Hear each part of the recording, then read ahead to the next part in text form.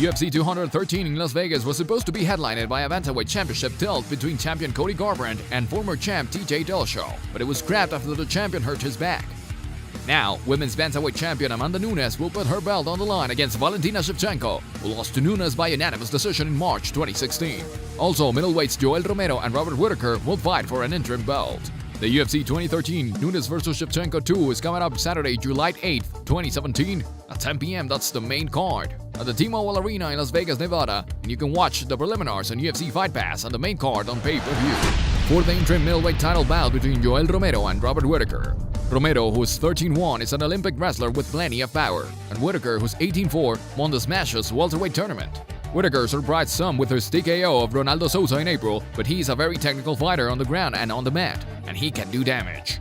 However, he has to stay up against Romero, who is a monster when he's on top of the opposition.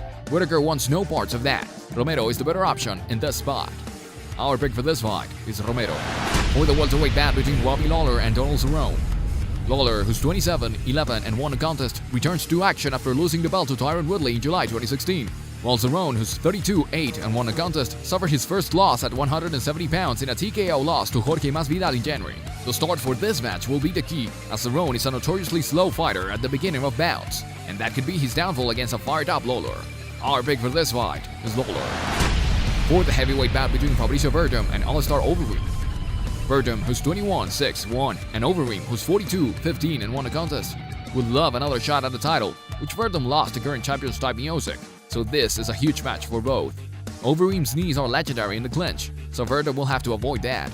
But Werdum is also a world-class grappler, which could play a part in this fight. This bout has fight of the night potential. Our pick for this fight is Werdum. For the lightweight bout between Anthony Pettis and Jim Miller. Pettis, who's 19-6, the former lightweight champion, has lost 4 of his last 5 and was outclassed by Max Holloway at bantamweight, for which he failed to make weight. Miller, who's 28-9 and won the contest, lost a majority decision to Dustin Poirier in February, but he was definitely in the fight and had won 3 straight before that. This fight is all about momentum. Miller has some and Pettis has none. Our pick for this fight is Miller.